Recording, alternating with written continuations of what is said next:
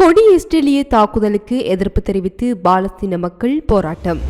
இஸ்ரேலின் முற்றுகையை நீக்குமாறு Emmanuel Macron வலியுறுத்து. இஸ்ரேலிய தாக்குதல்களில் கொல்லப்பட்ட ஊடகவியலாளர்களின் எண்ணிக்கை 210 உயர்வு. உக்ரைனின் பசோவ்கா கிராமத்தை முற்றுகையிட்டு ரஷ்ய துருப்புக்கள். கடலில் விழுந்து நொறுங்கிய ஆம்புலன்ஸ் ஹெலிகாப்டர் பலர் பலி. இதற்கு முன்னர் நீங்கள் உங்களுடைய சேனலை தினமும் பார்வையிடும் பார்வையாளரா அல்லது புது பார்வையாளரா என்பதை கீழே இருக்கும் கமெண்ட்ஸ் பக்கத்தில் மறக்காம பதிவிடுங்க. அத்துடன் முதன்முறையாக எங்களுடைய சேனலை பார்வையிடுகிறீர்கள் என்றால் சப்ஸ்கிரைப் பண்ணி உங்கள் ஆதரவை வழங்குங்க. வாங்க காணொளிக்குள் போகலாம். காசா மீதான புதுப்பிக்கப்பட்டு கொடிய இஸ்ரேலிய தாக்குதலுக்கு எதிர்ப்பு தெரிவித்து நேற்றைய தினம் ரபாத் நகர மையத்தில் ஆயிரக்கணக்கான மொரோக்கோ மக்கள் கூடினர். பாலஸ்தீன கொடிகளை அசைத்து பாலஸ்தீன மக்களுடன் ஒற்றுமையை வெளிப்படுத்தும் கோஷங்கள் எழுப்பி இஸ்ரேலின் காசா முற்றுகை உடனடியாக முடிவுக்கு கொண்டு வர வலியுறுத்தி இஸ்ரேலுடனான அனைத்து அரசியல் உறவுகளையும் துண்டிக்க மொரோக்கோ அதிகாரிகளுக்கு அழைப்பு விடுத்த போராட்டக்காரர்கள் பாராளுமன்ற கட்டடத்தின் அருகே கூடினர். பாலஸ்தீனத்தை ஆதரிப்பதற்கும் இயல்பாக்கத்திற்கு எதிராகவும் மொரோக்கோ முன்னணியில் இந்த ஆர்ப்பாட்டம் ஏற்பாடு செய்யப்பட்டுள்ளது. பல உள்ளூர் மனித உரிமைகள் குழுக்களுடன் இணைந்தது. மார்ச் 2 முதல் காசாவிற்குள் அனைத்து மனிதாபிமான உதவிகளும் நுழைவதை இஸ்ரேல் தடுத்து நிறுத்தியுள்ளது. பின்னர் மார்ச் 18 அன்று கமாசுடனான 2 மாத போர் நிறுத்தத்தை முடிவுக்கு கொண்டு வந்த இஸ்ரேல் பாலஸ்தீன பகுதியில் மீண்டும் கொடிய வான் மற்றும் தரைவழி தாக்குதல்களை தொடங்கியது. கடந்த வியாழக்கிழமை இஸ்ரேலிய பாதுகாப்பு படைகளின் செய்தி தொடர்பாளர் எபிடெர்பின் இஸ்ரேலிய ராணுவம் காசாவில் தனது தாக்குதலில் ஒரு புதிய கட்டிடத்துக்குள் நுழைந்துள்ளதாகவும் கூறினார். புதுப்பிக்கப்பட்ட இஸ்ரேலிய தாக்குதல்களால் இதுவரை 1335 பாலஸ்தீனியர்கள் கொல்லப்பட்டனர் மற்றும் 3297 பேர் காயமடைந்துள்ளனர் என்று காசா சுகாதார அதிகாரிகள் நேற்றைய தினம் தெரிவித்தனர். மொரோக்கோவும் இஸ்ரேலும் டிசம்பர் 22, 2020 அன்று ஒரு இயல்பாக்க ஒப்பந்தத்தில் கையெழுத்திட்டமையும் குறிப்பிடத்தக்கது. இந்த நிலையில் எகிப்திய ஜனாதிபதி அப்தெல் பத்தா எல்சிசியை சந்திக்க கெய்ரோவில் இருந்தபோது காசாவில் போர் நிறுத்தம் மற்றும் மனிதாபிமான உதவி மீதான இஸ்ரேலின் முற்றுகையை நீக்குமாறு பிரெஞ்சு ஜனாதிபதி இம்மானுவேல் மெக்ரோன் வலியுறுத்தியுள்ளார். தொடர்ச்சியான ஒத்துழைப்பு ஒப்பந்தங்களை கையெழுத்திடுவதை நோக்கமாக கொண்ட உயர்மட்ட பேச்சுவார்த்தைகளுக்காக மெக்ரோன் இட்டிஹாடியா அரண்மனையில் எல்சிசியை சந்தித்தார். காசாவின் நிலைமை குறித்த முத்தரப்பு உச்சி மாநாட்டிற்காக இரு தலைவர்களும் ஜோர்டானின் மன்னர் அப்துல்லா 2 சந்திப்பார்கள் என்று எதிர்பார்க்கப்பட்டது. இந்த நிலையில் கடந்த 24 மணி நேரத்தில் காசாவில் குறைந்தது 57 பேர் கொல்லப்பட்டுள்ளதாகவும் 137 பேர் காயமடைந்துள்ளதாகவும் காசாவின் அரசாங்க ஊடக அலுவலகம் தனது சமீபத்திய புதுப்பிப்பில் தெரிவித்துள்ளது. மார்ச் 18 அன்று காசா மீதான தாக்குதல்களை இஸ்ரேல் மீண்டும் தொடங்கியதிலிருந்து இறப்பு எண்ணிக்கை 1391 எட்டியுள்ளது. அதே நேரத்தில் 3434 பேர் காயமடைந்துள்ளனர். அக்டோபர் 7, 2023 முதல் மொத்த உயிரிழப்புகளின் எண்ணிக்கை இப்போது 50,752 பேர் கொல்லப்பட்டனர் மற்றும் 1,15,475 பேர் காயமடைந்துள்ளனர்.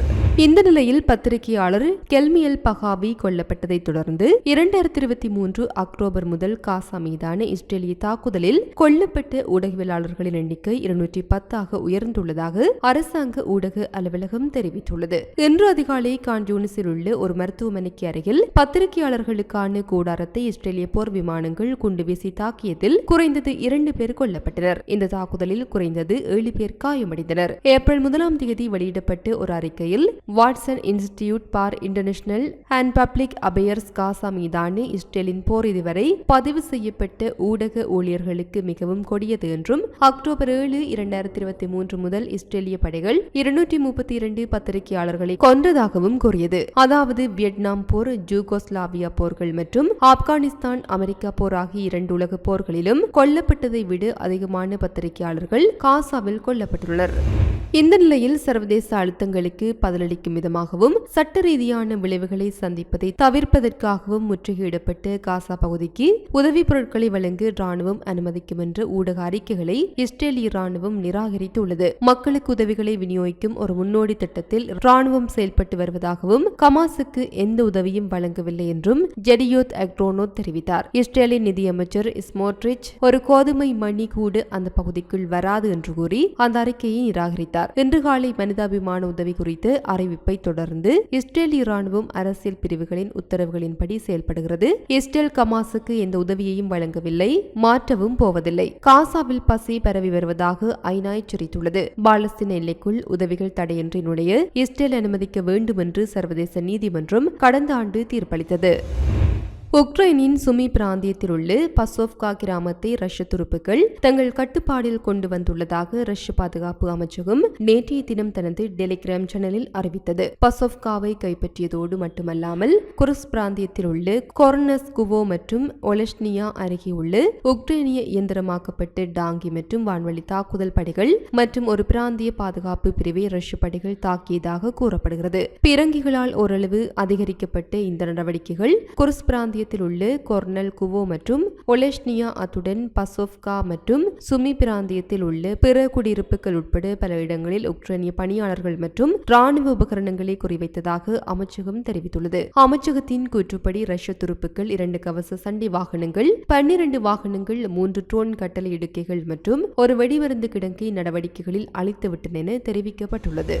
முன்னாள் ஜனாதிபதி ஜூன் சுக் ஜியோலை அரசியலமைப்பு நீதிமன்றம் பதவி நீக்கம் செய்ததை தென்கொரிய மக்கள் 10 பேரில் கிட்டத்தட்ட 8 பேர் ஏற்றுக்கொண்டதாக இன்றைய தினம் ஒரு கருத்து கணிப்பு காட்டுகிறது. உள்ளூர் கருத்து கணிப்பாளர் ட்ரியல் மீட்டரின் கூற்றுப்படி பதிலளித்தவர்களில் 76.9% பேர் நீதிமன்றத்தின் தீர்ப்பை ஏற்றுக்கொள்வதாகவும் 17.4% பேர் அதை ஏற்க மாட்டோம் என்றும் கூறியுள்ளனர். 40 மற்றும் 50 வயதுடையவர்களில் 80%த்திற்கும் அதிகமானோர் ஜூன் பதவி நீக்கம் செய்யப்பட்டதை ஏற்றுக்கொண்டனர். அதே நேரத்தில் மற்ற வயது பிரிவுகளில் 70%த்திற்கும் அதிகமானோர் தீர்ப்பை ஏற்றுக்கொள்கிறார்கள். குறுகிய கால ராணுவ சட்டம் திணிப்பு தொடர்பாக தேசிய சட்டமன்றத்தால் அவர் மீது சுமத்தப்பட்ட பதவி நீக்க தீர்மானத்தை உறுதி செய்வதற்கான அரசியலமைப்பு நீதிமன்றம் கடந்த வெள்ளிக்கிழமை ஒருமனதாக தீர்ப்பளித்ததன் மூலம் ஜூன் பதவியிலிருந்து நீக்கப்பட்டார். புதன்கிழமை முதல் வெள்ளி வரை நடத்தப்பட்ட 1516 வாக்காளர்களிடம் நடத்தப்பட்ட கணக்கெடுப்பில் அடிப்படையில் இந்த முடிவு எடுக்கப்பட்டது. இது 95% நம்பிக்கை மட்டத்துடன் பிளஸ் மற்றும் மைனஸ் 2.5% புள்ளிகளை கொண்டிருந்தது.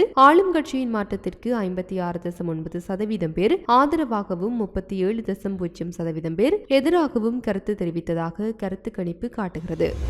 ஜப்பானில் மருத்துவ போக்குவரத்து ஆம்புலன்ஸ் ஹெலிகாப்டர் கடலில் விழுந்து நொறுங்கியதில் ஒரு நோயாளி உட்பட 3 பேர் கொல்லப்பட்டனர். நேற்றைய தினம் நாகசாகி மாகாணத்தில் உள்ள விமான நிலையத்திலிருந்து புகுவோகாவில் உள்ள மருத்துவமனைக்கு ஒரு வயதான நோயாளியை ஏற்றி சென்று ஹெலிகாப்டர் கடலில் விழுந்து விபத்துக்கு உள்ளானது. இதனைத் தொடர்ந்து 2 கடலோர காவல்படை விமானங்கள் மற்றும் 3 ரோந்து கப்பல்கள் மூலம் தேடுதல் பணி நடைபெற்று வந்தது. இந்த நிலையில் மருத்துவர், நோயாளி மற்றும் பராமரிப்பாளர் உடல்கள் மீட்கப்பட்டன. மேலும் விமானி, ஹெலிகாப்டர் மெக்கானிக் மற்றும் செவிலியர் உயிருடன் மீட்கப்பட்டனர். இது போன்ற பல செய்திகளை தெரிந்து கொள்ள நம்முடைய சமூக மீடியா யூடியூப் சேனலை சப்ஸ்கிரைப் செய்து அருகிலுள்ள பெல் பட்டனை கிளிக் செய்யுங்கள். மேலும் செய்திகளை உடனுக்குடன் தெரிந்து கொள்ள சமூகமீடியா.com என்ற இணையதளத்தின் வாயிலாக எங்களுடன் இணைந்திருங்கள்.